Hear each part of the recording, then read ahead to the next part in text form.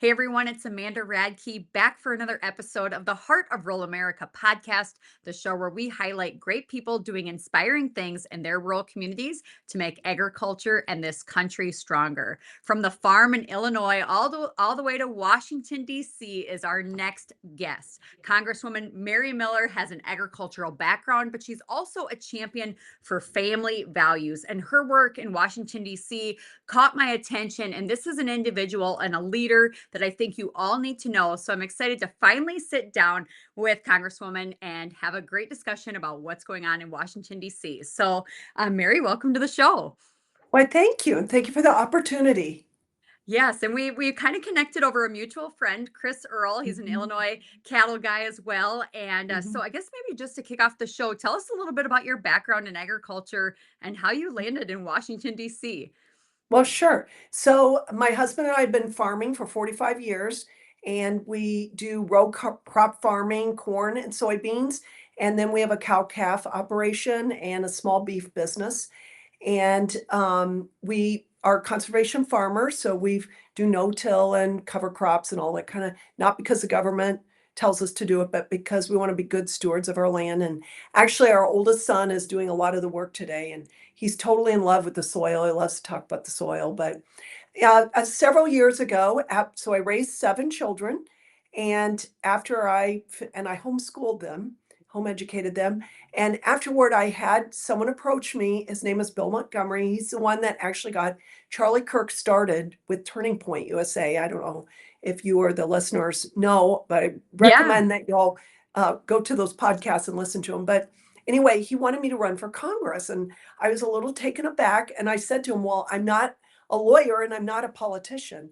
And he said, "Mary, we need you." He said, "You represent the family, and the family is the foundation of our culture, and you represent agriculture, and that's the foundation of our economy." And I said, Mhm. "You're right. Okay." So I ran, and here I am today, and I'm on the Ag Committee. I serve on Education and Workforce, and also I'm on the Admin Committee. I'm very excited. That's my new committee. We're going to be working on election integrity. And then I started the Congressional Family Caucus to stand up for all things family because our country was founded on faith and family, and I want to do everything possible to rebuild that. Wonderful. And so you are back in DC ready to get to work. And right before the Yeah. recording started, you were sharing some exciting news from President Trump that was just Mhm. announced. Can you kind of bring us up to speed on that? Sure. Every day, President Trump 2.0, he's continuing with his promise keeping. And he said he was going to defund Planned Parenthood. And today he made first big steps to do that. So I'm very excited about that. Tomorrow I'm going to be introducing a bill to define male and female.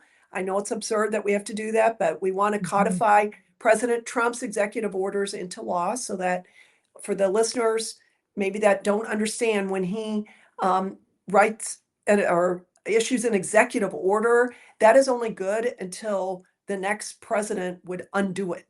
So we want Mhm. to make sure we put that into law. And then on Thursday, I'm going to be introducing Keeping Our Girls Safe Act, which will defund schools that from federal money that are not abiding by President Trump's executive order to keep males out of the girls' locker rooms and private spaces. So a Wow. lot of Isn't good it stuff going on. amazing? Oh, yeah, but isn't it amazing that we've gotten here as a society? I Yes. write children's books and I go into all kinds of schools across the country, and I didn't really believe the hype until I actually saw the Yeah. litter boxes in some of these school Right. bathrooms and the furry kids, and, like, there's a lot of dysfunction in the world, so I guess as a faithful person, sometimes I think, like, is it a symptom of society kind of going away from the faith, and is there solutions that can come out of Washington, D.C. to kinda turn this tide back around? Well, absolutely. I think it's because we took God out of our institutions and our society, took him out of school. We tried to take him out of government, and we need to bring God back into our schools. And, I support school choice. I think if we want good schools, let people go where the schools are giving them what they want. Um, I think the government's role is to give us the freedom as Christians to impact the culture. So the Mhm. government can only do so much, and President Trump is doing a great job but it's the role of the church and believers to be bold and to, engage the next generation with Christian ideals and biblical principles. Now you're kind of in the viper's den a little bit in DC. How does that Mhm. Christian message resonate in kind of this environment that you find yourself in today? Well, there's a lot of God talk, and even from the other side, but like the scriptures say, a tree is known by its fruit. And Mhm. I judge a politician by the policies that they promote and vote for.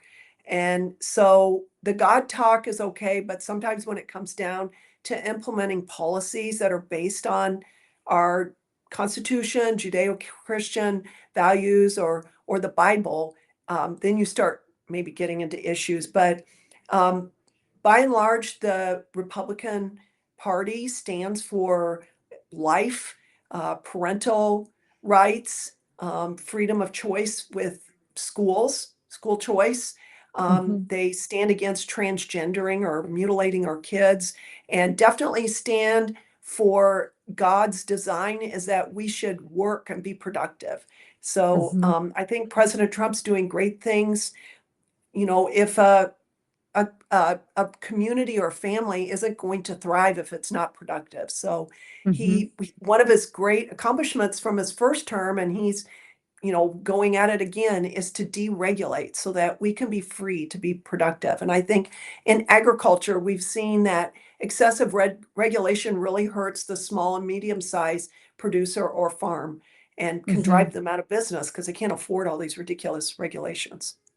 Right. Yeah, I'm you mentioned God's design, and one of the things Mhm. that's really bothered me that I've been fighting is these Green New Deal policies that really go Mhm. against God's design for Yes. nature and how He created this world that we live in.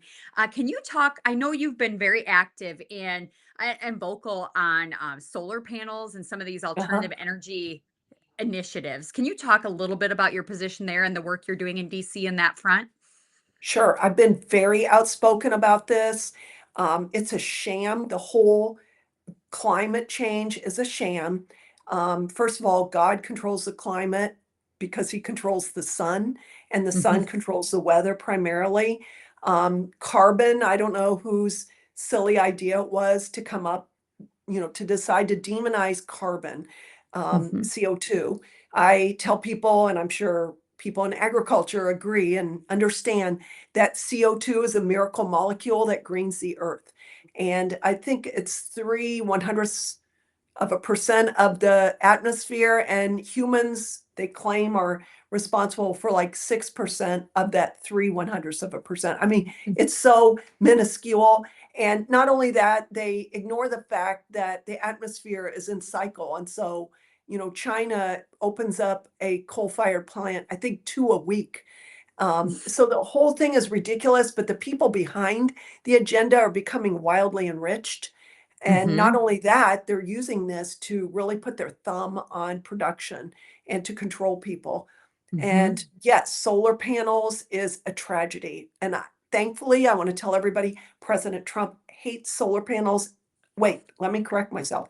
Chinese solar panels and Chinese windmills covering our land. And it's such a tragedy where we are. It is the best. So, I mean, maybe you want to disagree different places, but Yeah. in central Illinois, we believe it's the best soil, some of the best Mhm. soil in the world, black, flat. We get plenty of rain, and they are covering it with tens of thousands of acres of subsidized Chinese solar panels that produce energy that is neither efficient or reliable. And, Right. I'm all for defunding and um, getting that money back and stopping that. It's not green. And the other day we got a farm magazine came to our Yeah. house. I was so mad. The front page showed a farmer in front of solar panels, and the headline said sun farming. Wow. I Wow. say follow the money and you will Yep. learn a Well, lot.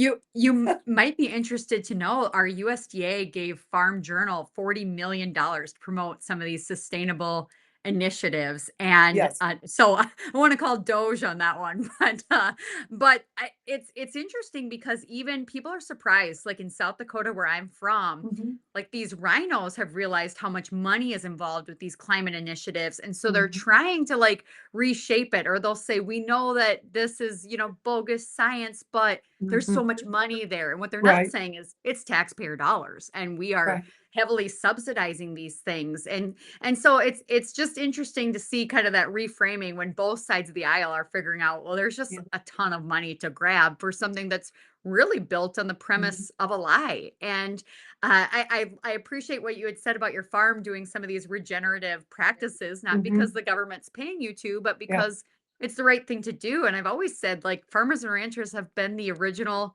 environmentalists and Mhm, conservationists since the beginning. And it's just interesting to see how the Biden administration shifted things to where we're prioritizing things that mhm, there's nothing new under the sun. This is what we've always done. But okay, so let's talk about, you know, I know you've also been active on protecting America's farmland against mhm. the Chinese, against foreign Yes, ownership. Can we speak a little bit on that and where we're yes. at as a nation on kind of getting those foreign actors out of here?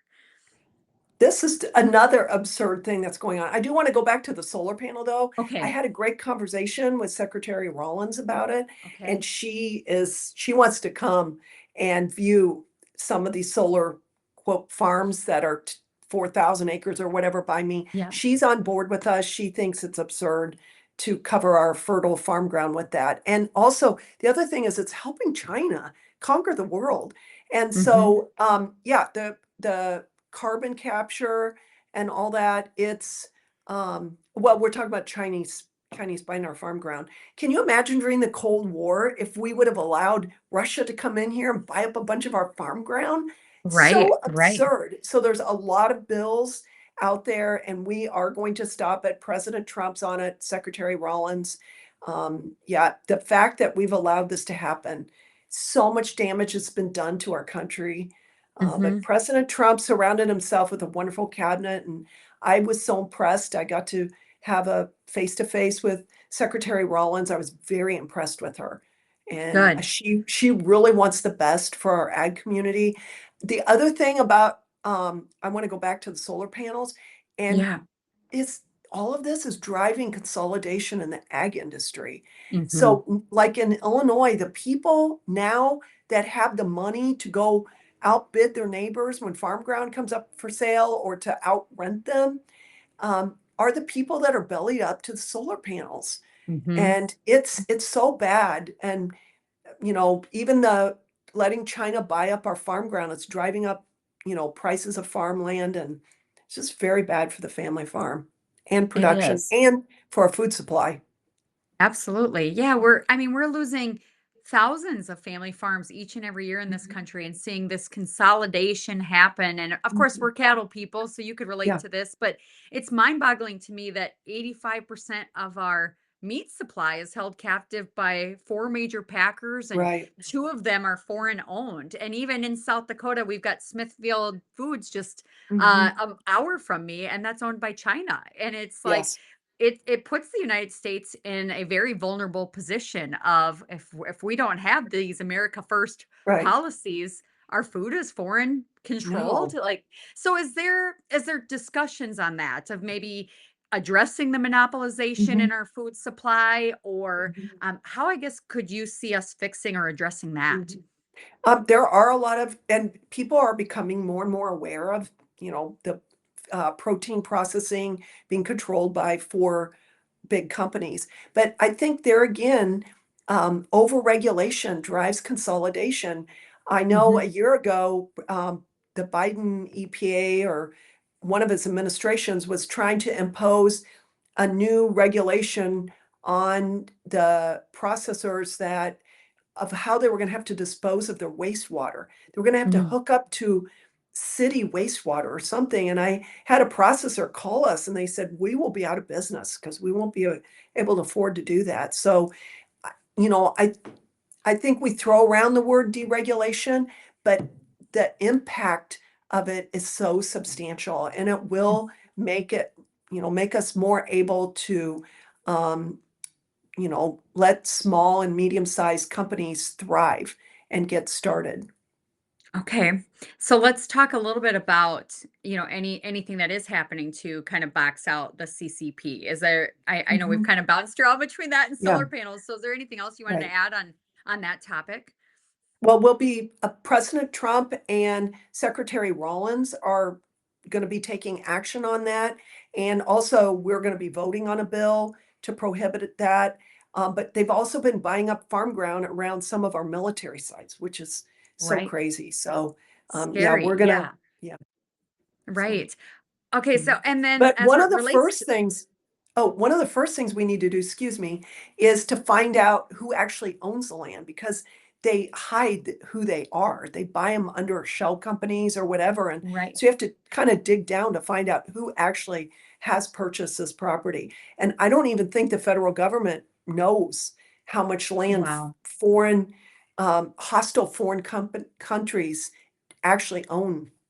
So that's the first thing we need to do. So the hunt is on, I guess, to find that Mhm. Yes. information and Mhm. then put America first, maybe for once. Mhm. So it's Yes. exciting though. I mean, I feel like the narrative coming out of DC is that we are going to start putting Americans Mhm. first. And Yes. there might be I keep thinking there might be some growing pains with this. Even in Mhm. the Yeah. agricultural community, there's going to be some birthing pains, but Mhm. but good things I think are coming.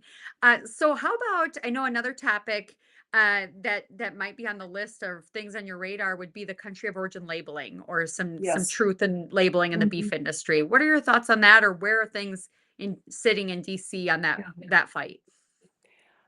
There's not as much support for that, and Mhm. I don't know, who these people are getting money from possibly or why they wouldn't support that, but your shirt, if it came from wherever, it's labeled where it comes from, Right. and everything except pork and beef are Yep. labeled, and Americans wanna know where their food's coming from. Right. Um, and, I've it would help our producers thrive if the country of origin labeling was brought back. I know we never did better in our cattle operation than when we had country of origin labeling. So I Right. completely support it, and I don't know why people wouldn't support it. Right. Well, I do know just studying the cattlemen's groups that exist, the different Mhm, associations that are lobbying in DC. It's like they're very polarized on their positions on mhm, that. And so I think it's just a yeah. matter of who is congressman's ear. But I really think kind of my Or message to the audience pocketbook. or that, yes. And but I think the message to producers is that are listening to this show is, no lobbying group, no association is going to fight harder for these issues than you. Mhm, Like your mhm, story is powerful. And I guess that might be a question for you. How can folks like really reach you, really reach the people in DC? Is it worth their time to fly out, or is it going to fall on deaf ears? mhm, Emails, calls. What's the mhm. most effective way to reach someone like, in your position? That's a great question. We really pay attention to the contacts that we're getting, either people coming into the office or emails, phone calls. We watch our phones. We want to know what people are saying. And I do encourage people to come and visit their member, or they could go make a list of everybody that's on the ag committee and try to get an appointment with them and just tell them that they want to come in and inform them of what the issues are from a producer standpoint. Very important, yes. Wonderful. Okay. And so as you may know, in South Dakota, we've been fighting this carbon pipeline, and we just Yeah. passed a bill that would eliminate eminent domain for carbon Mhm, sequestration pipelines, which has kind of gotten nationwide attention. But everyone in South Dakota, I guess there's been a coalition of producers that had just went to DC to mhm, kind of lobby on this issue. But everybody's kind of number one wondering what Trump's position is on carbon pipelines, and number two, I know there's a bill that's come out with Representative Perry that would eliminate the 45Q tax credits that are mhm. kind of funding this whole Right. boondoggle. So I guess it's a two-part question. I guess what information would you have Mhm. for the folks in South Dakota and the surrounding states that are being impacted by this Green New Deal project? So I do support Congressman Perry's bill, and I think we should stop the tax credits for this. Um, the people that I talk to in my district, they do not want that pipeline going through. They think there's safety concerns. Um, they don't appreciate the prospect of it being run through using eminent domain to get that Mhm. land. Last week I met with some people. It was kind of scary because they said they only need an acre to put a well in. And I could just see like some person having a trailer on an acre and they think, wow, this is a windfall for me. Right. And they do that. President Trump's a businessman, Mhm. and so I don't think he's going to fall for it. He does Mhm. have a lot of people in his circle, but I think we should be loud about it. We should message to him, to the people on the ag committee, that we don't want it. Okay, well, you guys heard that here first. It's Yeah, it's going to take everybody kind of using their voices and making that lift and that appeal to President Trump to get the right message to his right. desk.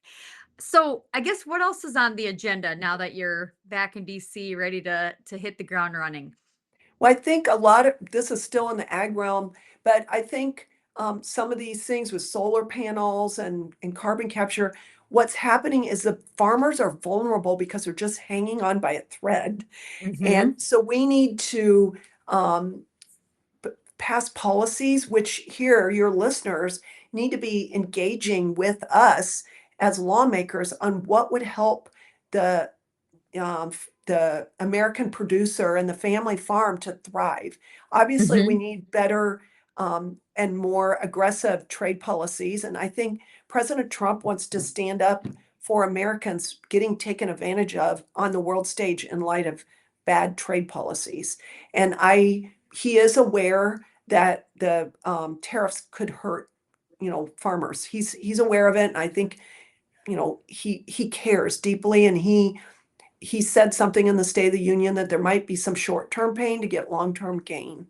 But Mhm. also, I think it would help if we had policies that encourage more diversification on our farms. Mhm. It used, because like we have grain and cattle. Now cattle's high and grain's low, and I think that that would help the American producer also. Absolutely. Well, my straight corn and soybean guys aren't going to like this, but you had mentioned like the fertile ground in Illinois and Uh-huh. in South Dakota. I'm prairie land and it gets Yeah. dry here and it's rolling hills, and yet because subsidies have so heavily skewed towards corn, Uh-huh. this marginal ground in South Dakota that never should have been torn up has been torn up for corn, where it's like Mhm. it should be on Yeah. those most fertile grounds, and Right. places like this should still hold space for ruminant animals like Mhm. sheep and cattle. And so Mhm. I agree. It's like the Yeah. government has picked winners and losers in agriculture, and then there's been this whole downstream effect of, well, it's taken livestock producers off the Mhm. land, and now we have the lowest beef herd we've had since Right. 1952. And even now I look at like our rivers, our river intake, like our flooding is up Mm, 200% in the last 20 years, and it's because there's no longer that grass to mhm. capture that rainfall. And so to Mhm. me it's like there's these unintended consequences when the government gets involved and Yes. starts. So I guess, like I said, there's going to be like a mob at my door now Mhm. talking about like getting rid of subsidies, but at the same time I guess how Mhm. could we create policy that would encourage diversification to come Mhm. back again in agriculture? Because truly, how Yeah. grandpa did it made sense economically and as a steward of the land, too. Well, for one thing, we're importing, I believe last year it was either 3 or 4 billion pounds of hamburger we are Right, importing. We should be producing our own hamburger. We don't need right. to import it. And if Americans got to choose, and it was, this is from Brazil or Paraguay or the US, they're going to choose the US. So right there, Right, that would help it. right. And I think, you know, I unfortunately, a lot of countries are subsidizing their agriculture, and then, we kinda get in a situation where competitively, on the world market, we kinda are forced to subsidize agriculture, but we should want it to stand on its own feet, and, I think better trade, more diversity in what we produce, country of Mhm. origin, less regulation, taxation policies that make it easier to pass the family farm on, but also inflation is killing our producers. I mean, we Absolutely. know that, and it's driven by 2 things, and it's, um, energy policy, because I think everything goes back to energy, and Hmm. then government spending. So we need to get the, you know, um, inflation tamped down. But there's Right. a lot of great things going on. President Trump wants school choice. He wants the money to follow the child, and I do too. I think it will make our education better for our children. I support local control of schools and that the schools answer to the parents. So ultimately, parental control of our children. Um, I've introduced it's called, or I reintroduced it. It's called the Screen Act, and it's going to require um, companies that are producing explicit materials to use age identification technology so that our children cannot log on to this trash that's basically a rot to the soul of our nation. I Hmm. reintroduced that with Senator Lee from Utah. So a lot of great That things makes going on. Yeah, great things for parents, for kids, for Mhm. families, and rural communities, really. Yes, It's an exciting time, and yes. I'm just so thankful for all the work that you're doing, and I know you've gotten pushback on some of these things before because it's Yeah. like, especially not like in previous term where it's like Uh-huh. you have these Democrats that are coming down on you pretty hard for Yes, promoting family values. So I right. guess how do you stay strong in the face of that kind of negativity or pushback on what you Mhm. believe in? Well, first of all, I'm a Christian. So when I came out here on my first term, my kind of key verse was out of Second Corinthians chapter 5. And the Apostle Paul said, we make it our aim to please him, as in God. And then he went on to say, knowing that we're going to give an account for what we've done in our bodies, whether for good or for evil. So, that's my accountability thing ultimately. But also, I care deeply, and I believe President Trump does too, about what we're leaving the next generation. Happy news here. My husband and I are expecting our 22nd grandchild. And Wow. our children, your children, our children, everybody's, they're the hope of our nation. And we're saddling them with this debt. It's just going to be such a burden to them. And I don't think Americans understand how grave of a situation our country is in light of the debt.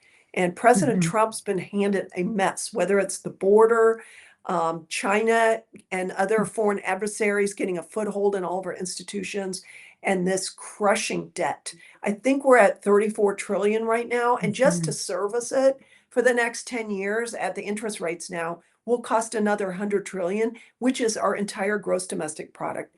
So we Wow. have to make changes, and what Elon's doing and the brilliant people that are working with him is so marvelous. This is like unprecedented that we are going to hopefully shrink the government and uncover waste, fraud, and abuse.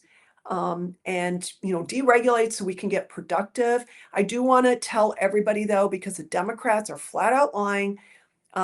Nobody that is legitimately receiving, in other words, they're not dead, but they're getting Social Security, Yeah. Medicaid, Medicare, or their children are getting money for disabilities. They're not a dime is going to be cut from that. We are trying to cut the waste, fraud, and abuse so that these programs will work for the American people. And they are just completely lying about that and trying to gaslight. But they have nothing. Their um, platform is so anti-American, and they don't have anything to stand on. So Right. Just to be negative. It's like you're yeah, watching a meltdown about the Department of Education decision that President Trump just made. And it's like, well, the DOE hasn't educated a single child. And so I love right. this pushback to like letting the states do their jobs and do it Mhm. well. And I'm even seeing in South Dakota, like some of these initiatives are coming to the state where it's like we want accountability with our Yes, politicians. We want our Doge style audits right. of our government spending. And so I think Mhm, it's just going to be an avalanche effect mhm, of good things, but it's going to take people getting active and getting engaged mhm. and kind of making this movement even bigger than what President Trump can do on his own. So, I guess, Congresswoman, any parting words? Where can folks follow you? Any additional Okay. information that they can have where they could follow some of these bills that you're working on and championing for? Well, they could go to Rep. Mary Miller, and they can follow me on Twitter or Facebook or Instagram for that matter. But I just want to encourage everybody to be happy warriors. Our conservative ideas to stand up for the family and be productive, they are biblical. They're the best. It's what our country was founded on. And just be informed and get engaged. And yeah, be hopeful.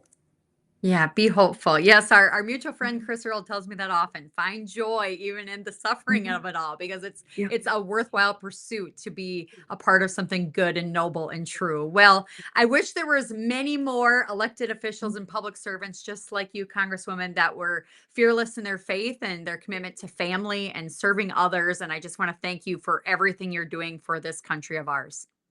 Well, you're welcome. Thank you for having me on. Yes, take care, and hopefully we'll see you Yeah. sometime soon in real life, maybe Okay. at a cattle sale or maybe in Washington, Okay. D.C. All That'd be right. great. Bye, Amanda.